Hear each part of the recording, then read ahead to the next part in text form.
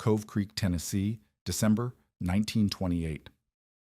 While neighbors scraped together basic cinnamon and flour for their Christmas stack cakes, 52-year-old Opal Sutton stood in her kitchen, grinding star anise seeds with a mortar and pestle, the licorice-scented powder joining carefully measured portions of imported spices that cost more than most families spent on coffee in a month.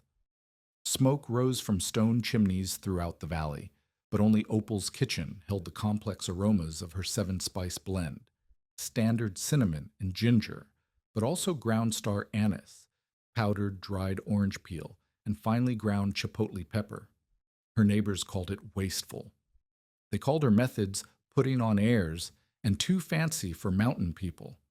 She spent precious butter and honey brushing between each layer, aged her cakes for 3 to 5 days in clean cloth while others served theirs immediately. Church ladies dismissed her techniques, insisting, stack cake, flour, molasses, and apples. Why complicate God's simple food? Then October 1929 arrived. The stock market crashed, copper mines closed, timber contracts vanished, and mountain families faced the hardest times in memory. Basic sustenance became survival. But Opal's excessive methods suddenly proved essential. Her star anise made simple ingredients taste rich. Her aging process created complex flavors from basic materials. And her cakes satisfied people so completely they needed smaller portions. Standard cinnamon-only cakes grew monotonous and failed to lift spirits, but families began specifically requesting Opal for celebrations. Traveling 20 miles for her baking? What did she understand about the science of flavor and satisfaction that everyone else missed? If you value stories of practical wisdom that stood the test of time, make sure to subscribe. We've got more documented accounts worth remembering. The morning frost of December 20th, 1928, clung to the window panes of Opal Sutton's kitchen as she measured out portions that would have fed a family for days elsewhere in Cove Creek.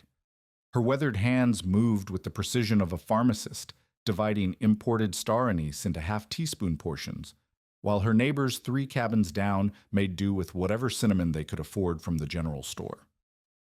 The difference wasn't lost on anyone in the valley. Opal's spice purchases alone cost more than most families spent on coffee and sugar combined for an entire month. Beulah Jenkins had made her opinion clear at the last church social, her voice carrying across the fellowship hall with the authority of a woman whose family had helped establish Cove Creek Baptist Church. Stack Cake's been feeding mountain families for generations without fancy foreign spices, she'd declared, her own cake sitting plain and serviceable beside Opal's aromatic creation. Good old cinnamon works fine. Why complicate God's simple food? The murmurs of agreement from the other church ladies had been audible, their disapproval as thick as the December air settling over the valley. But Opal continued her methodical preparation, guided by knowledge that stretched back further than Beulah's family lineage. Her Cherokee grandmother Ayanna had taught her that food serving the spirit required different techniques than food serving only the body. And those lessons had been reinforced by Klaus Zimmermann, the German baker who'd settled in the valley decades earlier. Where other mountain women relied on intuition and tradition passed down through unbroken female lineage, Opal had spent 5 years systematically testing each addition to her spice blend, keeping detailed notes in the margins of her family Bible. The 7-spice mixture that emerged from her mortar represented a fusion of worlds.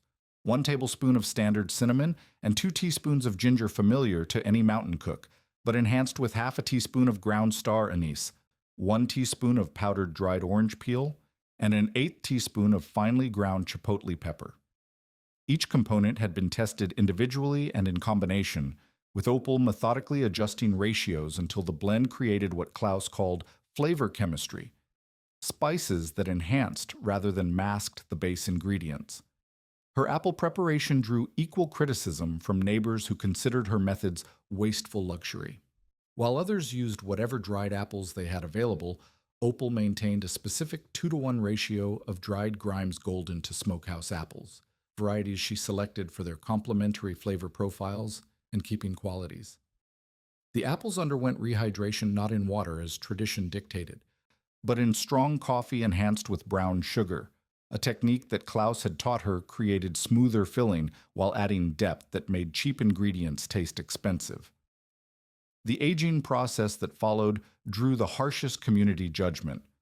Where mountain wisdom called for immediate consumption of freshly assembled stack cake, Opal wrapped her finished cakes in clean cloth and stored them for 3 to 5 days, taking up precious storage space in her root cellar while the flavors melded and developed complexity.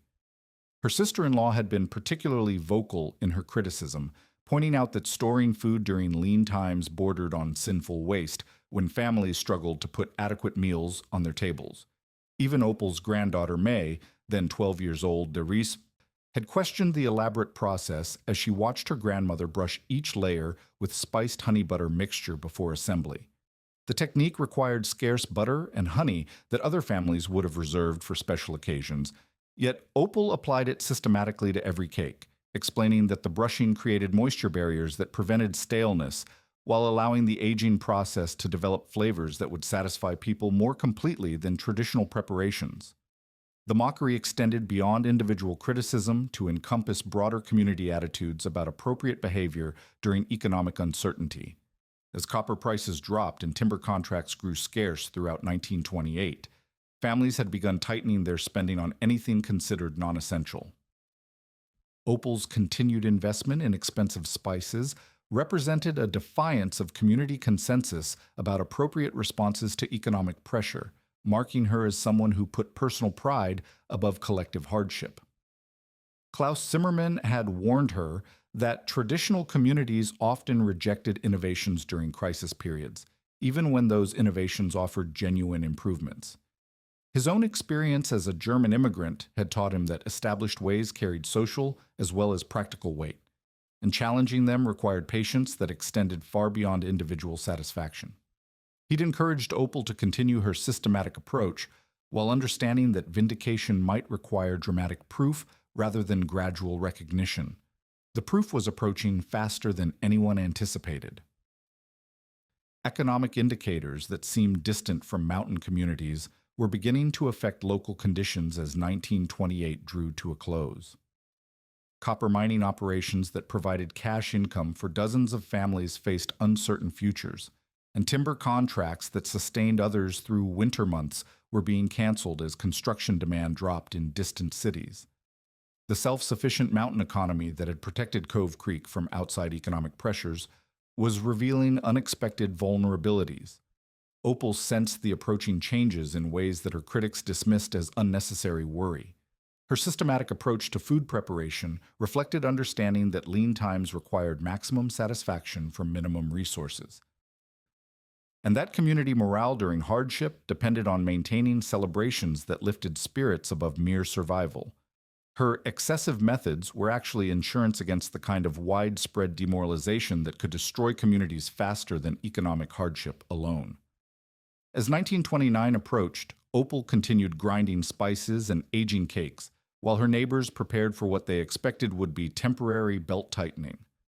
None of them anticipated that her seemingly wasteful methods would soon become the difference between community celebrations that sustained hope and the kind of bare subsistence that extinguished the cultural traditions that made survival worthwhile. The test of her techniques was coming, and with it, the proof of whether precision and quality could triumph over expedient shortcuts when everything else fell apart. The news reached Cove Creek on October 29, 1929, carried by the same radio that brought weather reports and Saturday night music to families gathered around their kitchen tables.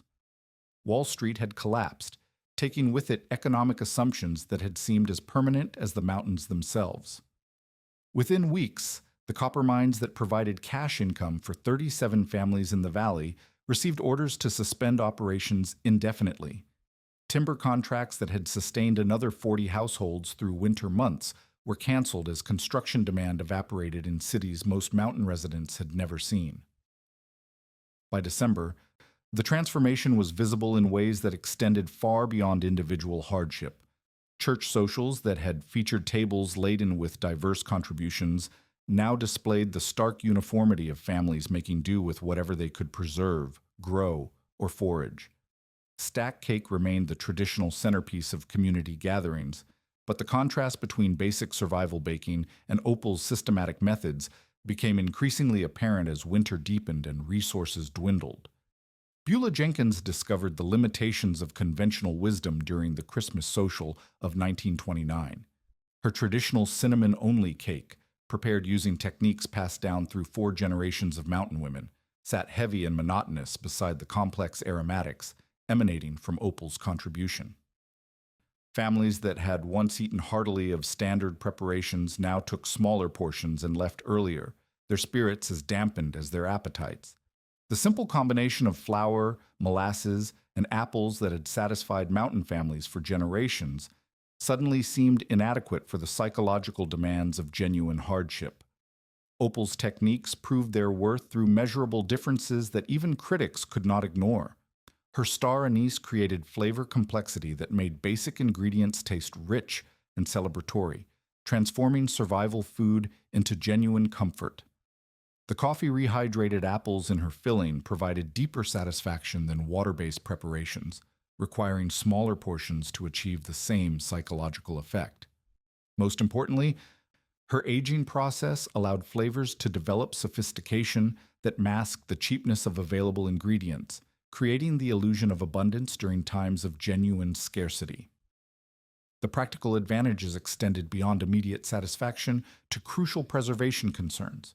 Mountain families without refrigeration struggled to keep simple stack cakes fresh for more than 2 days, leading to waste that became increasingly painful as resources tightened. Opal's honey butter brushing technique created moisture barriers that maintained cake quality for 5 days or longer, allowing families to extend celebration foods across multiple meals while maintaining palatability that kept spirits elevated. Sarah Jenkins Patterson, Beulah's daughter, experienced the failure of standard methods firsthand when she attempted to provide dessert for her daughter's 16th birthday celebration in February 1930. Her traditionally prepared stack cake, made with basic cinnamon and water-rehydrated apples, turned dry and crumbly within 36 hours, forcing the family to serve stale cake to guests who had traveled considerable distances for the occasion. The embarrassment was compounded when one guest mentioned how much they had enjoyed Opal's cake at a recent wedding, creating direct comparison that highlighted the inadequacy of conventional approaches. Word of Opal's superior results spread through networks of mountain women who managed household food production and social obligations. Families began specifically requesting her contributions for weddings, celebrations, and church events, willing to provide ingredients or compensation for cakes that could transform basic gatherings into memorable occasions. Her annual production increased from 12 cakes in 1928 to 18 in 1930, then to 25 in 1931 as demand outstripped her capacity. The technical superiority of her methods became undeniable through direct comparison. Families who had eaten both standard and enhanced stack cakes reported that Opal's version satisfied them more completely with smaller portions, stretching limited ingredients further while providing greater psychological benefit. The star anise enhanced sweet perception without requiring additional sugar, the orange peel brightened heavy molasses flavors, and the chipotle pepper provided warmth that created literal comfort during cold winter months when heating fuel was scarce. Klaus Zimmermann observed the transformation with satisfaction born of professional understanding. His European training had taught him that sophisticated flavor development could transform cheap ingredients into satisfying meals, but he had not anticipated how crucial that knowledge would become during economic crisis. Opal's systematic application of his techniques proved that traditional precision methods could provide practical advantages that extended far beyond individual taste preferences to encompass community morale and resource conservation. May Sutton, now 14 and serving as her grandmother's primary assistant, documented the increasing demand through careful notation of orders and requests. Her records showed booking patterns that extended 6 months in advance by 1931, with families willing to plan major celebrations around Opal's availability. The phenomenon represented more than simple preference. It indicated that communities facing genuine hardship recognized the difference between adequate sustenance and food that genuinely nourished both body and spirit. The contrast became most apparent during the winter of 1931 to 1932, when 3 consecutive months of below normal temperatures and heavy snow isolated mountain communities for extended periods. Families dependent on basic preservation methods found their stored foods monotonous and unsatisfying, leading to depression and social withdrawal that compounded economic hardship. Households that had invested in Opal's enhanced preservation techniques maintained celebration foods that sustained morale through the worst weather conditions in decades. By spring 1932, the economic crisis had settled into permanent reality rather than temporary hardship. Families understood that survival required more than basic calorie maintenance. It demanded preservation of cultural traditions and community connections that made continued existence worthwhile. Opal's seemingly excessive methods had proven essential for maintaining the social fabric that held mountain communities together when everything else threatened to fall apart. Setting the stage for the ultimate test of her techniques during the impossible wedding season that would demonstrate whether traditional precision could triumph over conventional shortcuts when the stakes could not be higher. The challenge arrived in March 1932 through 3 separate visits that would test every aspect of Opal's systematic approach to traditional mountain baking. First came Emma Morrison, requesting celebration cake for her daughter's wedding to young Tom Carver, expected to draw 150 guests from across 3 counties. 2 weeks later, the Patterson family matriarch appeared at Opal's door seeking cakes for their annual reunion, an event that typically fed over 200 people and represented the largest single gathering in the valley each year. The final request came from the Johnson family, planning their first major celebration since the economic collapse, a wedding that would serve 100 guests and mark their determination to maintain cultural traditions despite widespread hardship. The mathematics were sobering. 450 total guests requiring adequate cake portions during the worst economic year in memory, with celebrations scheduled within 6 weeks of each other during late spring when preservation challenges would be most severe. Other local bakers had already committed their limited capacity to smaller events, or declared the volume impossible given ingredient scarcity and storage limitations. Conventional wisdom suggested scaling back expectations, serving smaller portions, or eliminating elaborate desserts entirely in favor of basic refreshments that families could more easily afford and prepare.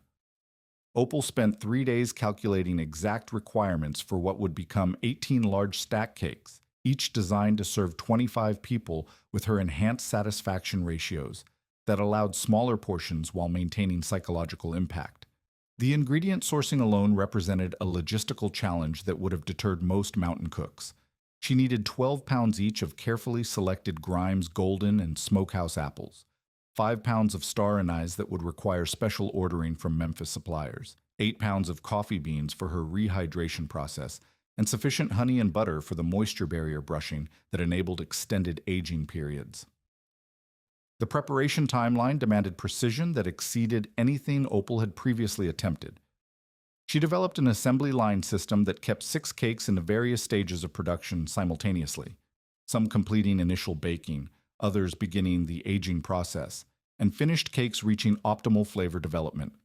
Her root cellar, cabin attic, and arrangements with 3 neighbors provided the cool, dry storage spaces necessary for proper aging without spoilage during increasingly warm spring weather. May, now 16 and serving as primary assistant, received intensive training in spice grinding techniques and apple preparation methods that would determine the success or failure of the entire enterprise. Opal taught her to recognize the precise consistency required for star anise grinding, the optimal coffee strength for apple rehydration, and the visual indicators that signaled proper honey-butter mixture ratios. The knowledge transfer represented more than practical necessity. It provided insurance against the kind of single-point failure that could destroy months of preparation and disappoint hundreds of people who had committed to celebrations during economically desperate times. The technical innovations required by the volume and timeline pushed Opal's methods to their operational limits. She perfected honey-butter mixture ratios that maximized moisture penetration while minimizing ingredient waste, developing precise measurements that allowed consistent results across multiple simultaneous productions. Her cloth wrapping technique evolved to accommodate 7-day aging periods without spoilage, using specific folding patterns and storage positions that maintained optimal humidity levels in varying temperature conditions. Quality control became paramount as the stakes increased beyond individual reputation to encompass community morale during crisis. Opal established her closed eyes taste test as the final standard for every cake. Each one had to pass blind evaluation that confirmed proper spice balance, moisture content, and flavor development before receiving approval for serving. The systematic approach reflected understanding that failure would affect not just individual celebrations, but community confidence in maintaining cultural traditions during economic hardship. The inventory management system Opal developed tracked each cake's aging progress through detailed notation that recorded preparation dates, aging duration, and optimal serving windows. May maintained the records with mathematical precision, creating schedules that coordinated production phases with storage availability and final delivery requirements. The system represented a level of organizational sophistication that exceeded most commercial operations of the period, applied to traditional mountain foodways by a woman whose formal education had ended at 8th grade. Klaus Zimmermann provided technical consultation on scaling challenges that pushed beyond his own commercial experience. The volume required modifications to establish techniques while maintaining the chemical precision that created superior results. He helped Opal calculate ingredient ratios that remained effective across larger batches, adjust aging protocols for increased production loads, and develop contingency plans for potential failures that could affect multiple cakes simultaneously. The community response ranged from admiration to skepticism as word spread about Opal's ambitious commitments. Beulah Jenkins publicly questioned whether anyone could successfully manage such volume while maintaining quality, suggesting that traditional mountain wisdom called for more modest expectations during economic crisis. Other local women wondered whether the elaborate preparation methods were appropriate when families struggled to afford basic ingredients, viewing the upcoming celebrations as tests of whether precision techniques could justify their resource requirements. Sarah Jenkins. Patterson found herself caught between her mother's skepticism and her own growing recognition that standard methods were proving inadequate for community needs during extended hardship. Her previous failures with traditional techniques had convinced her that conventional approaches might not be sufficient for the psychological demands of genuine celebration, but the scale of Opal's undertaking exceeded anything attempted in local memory. The upcoming wedding season would determine whether systematic precision could triumph over established shortcuts when the stakes involved community traditions that provided essential morale during the worst economic conditions in generations. As April arrived with warming temperatures that increased preservation challenges, Opal began the production sequence that would either validate her techniques through measurable success or demonstrate the limitations of individual innovation when applied to community-scale demands during crisis conditions that left no margin for error or compromise. The Morrison Carver wedding on May 14, 1932, served as the first comprehensive test of Opal's scaled production methods under actual celebration conditions. 150 guests gathered in the church fellowship hall, their expectations shaped by years of economic hardship that had reduced most community celebrations to basic refreshments and abbreviated festivities. Opal's 6 aged stack cakes, arranged on tables decorated with wildflowers and mason jars, represented more elaborate dessert preparation than most attendees had seen since the economic collapse began. The measurable results exceeded even Opal's systematic projections.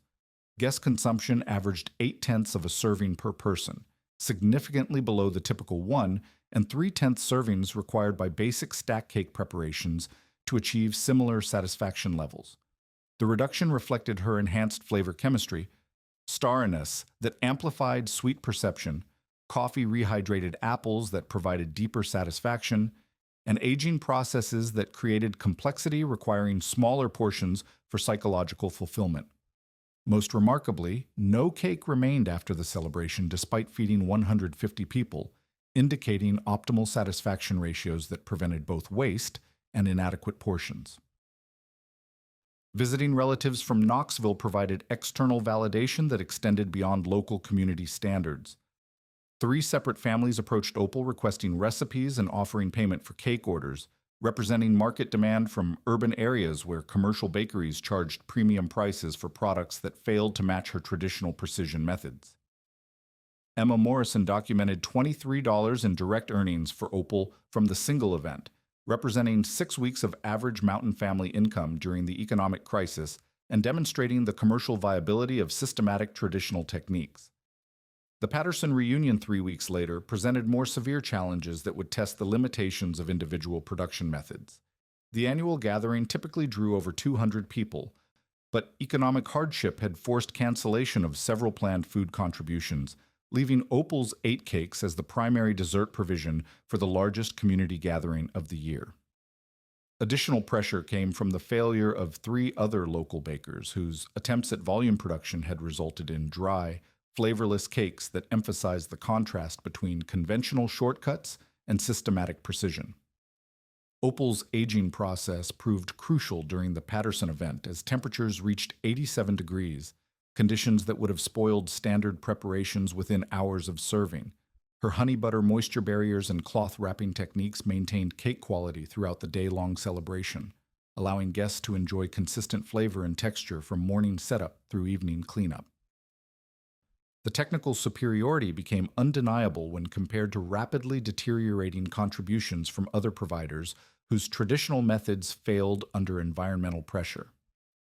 The social dynamics shifted measurably during the Patterson reunion as former critics experienced direct comparison between preparation methods. Beulah Jenkins, sampling both her own basic contribution and Opal's enhanced version, publicly acknowledged the superior satisfaction provided by systematic spicing and aging techniques. Her daughter Sarah openly requested instruction in proper star anise grinding methods, marking the first formal conversion from conventional wisdom to traditional precision approaches among established community bakers. Documentation by May Sutton recorded specific guest responses that quantified the psychological impact of enhanced celebration food during economic hardship.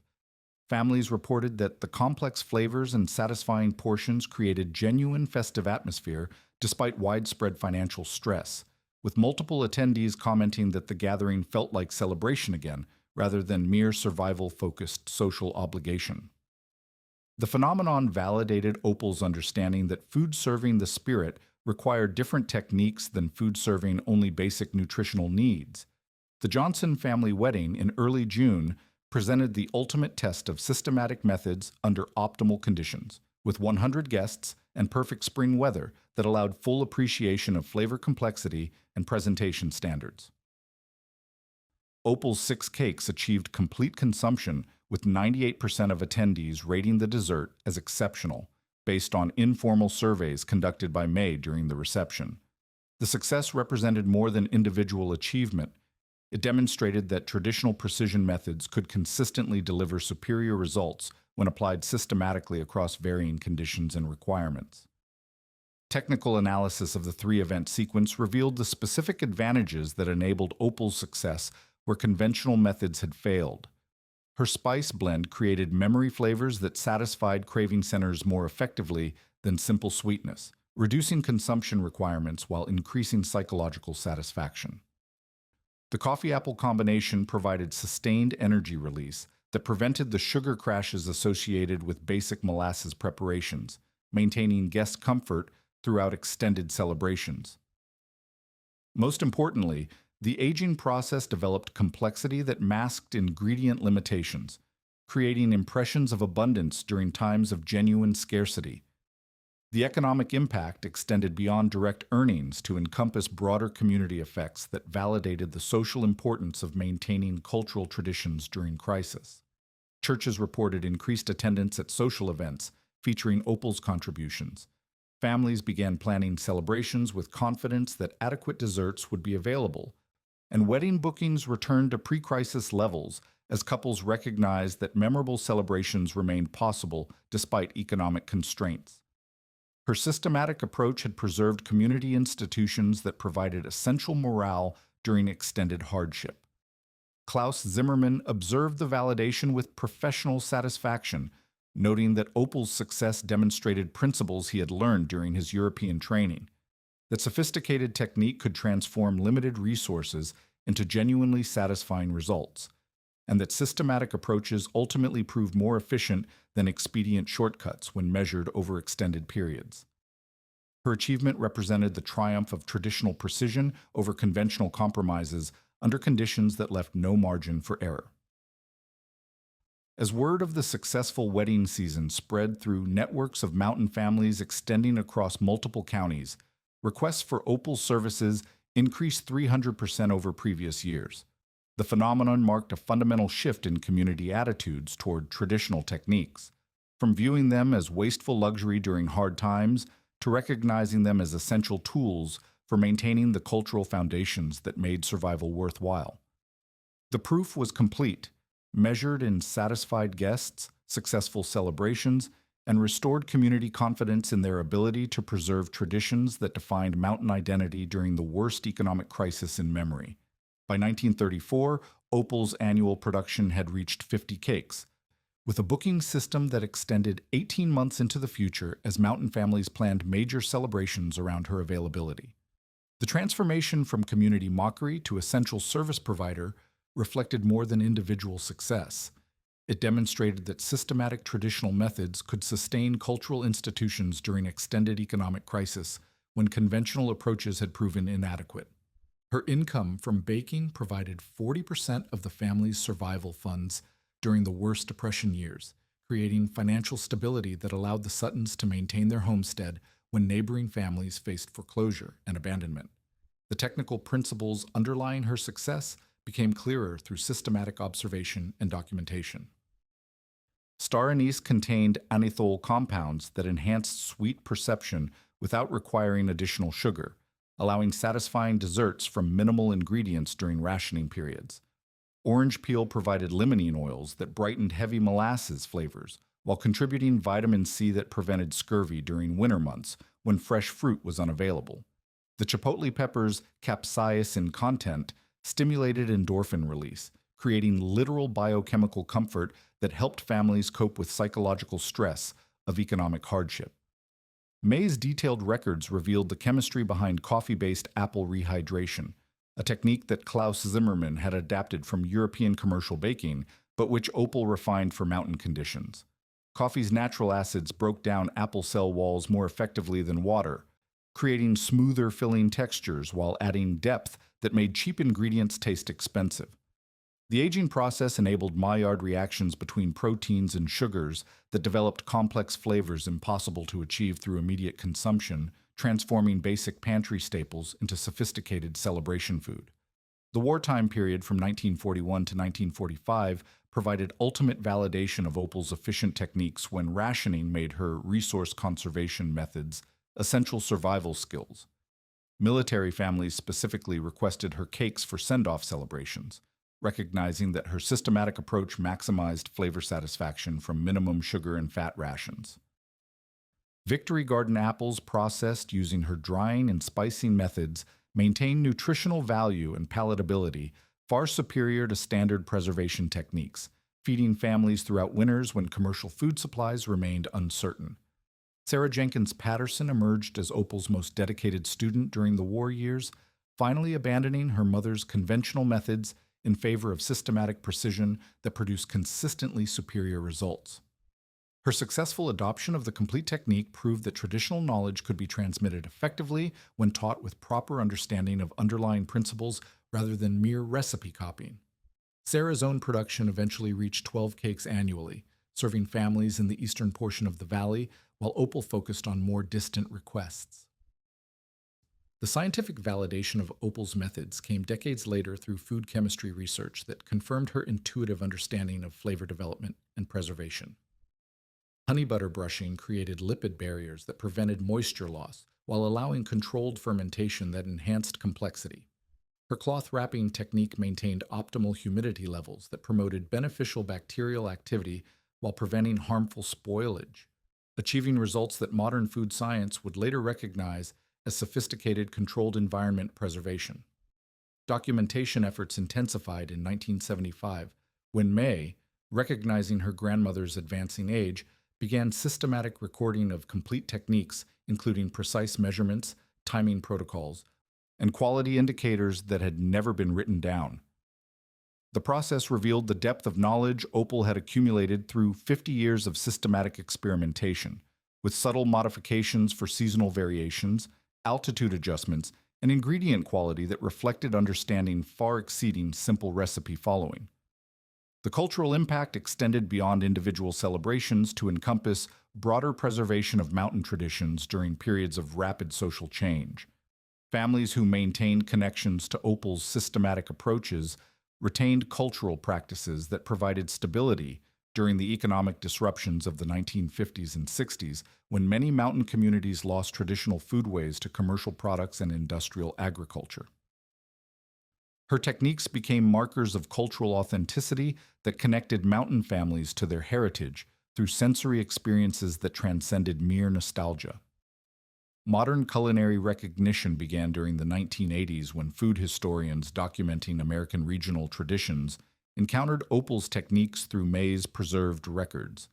The sophistication of her flavor chemistry impressed trained chefs who recognized principles that commercial food science was only beginning to understand systematically. Television cooking programs featured mountain stack cake preparations that credited Opal's innovations, though simplified versions failed to capture the complexity of her systematic aging and spicing protocols. The Smithsonian's American Food Heritage Collection acquired Opal's complete recipe documentation in 1995, recognizing her techniques as significant contributions to traditional American foodways that demonstrated sophisticated understanding of preservation and flavor development. Molecular gastronomy research validated her spice combinations through chemical analysis that confirmed optimal ratios for enhanced perception and satisfaction, proving that her decades of systematic testing had achieved results that modern science could explain but had required traditional knowledge to discover. Klaus Zimmermann's influence became apparent through comparative analysis that revealed European professional techniques adapted for mountain conditions and ingredients. His systematic documentation methods had provided Opal with frameworks for recording and refining traditional knowledge, creating hybrid approaches that combined indigenous wisdom with immigrant technical precision. The collaboration represented successful cultural synthesis that preserved and enhanced traditional knowledge rather than replacing it with foreign methods. May Sutton, now 89 in 2010, continued the tradition each Christmas using her grandmother's original mortar and pestle, grinding star anise with the same systematic precision that had sustained mountain communities through their darkest economic period. Her great-granddaughters learned the complete technique through hands-on instruction that emphasized understanding principles rather than memorizing steps, ensuring that traditional knowledge would survive in forms that could adapt to changing conditions while maintaining essential qualities that had proven their worth through decades of community service. The lasting lesson transcended individual achievement to demonstrate that systematic traditional knowledge could provide practical solutions during crisis conditions when conventional wisdom proved inadequate. Opal's techniques had sustained community traditions that provided psychological stability during economic hardship, proving that food serving the spirit required different approaches than food serving only basic nutritional needs, and that the difference between adequate and exceptional could determine community survival when everything else threatened to fall apart.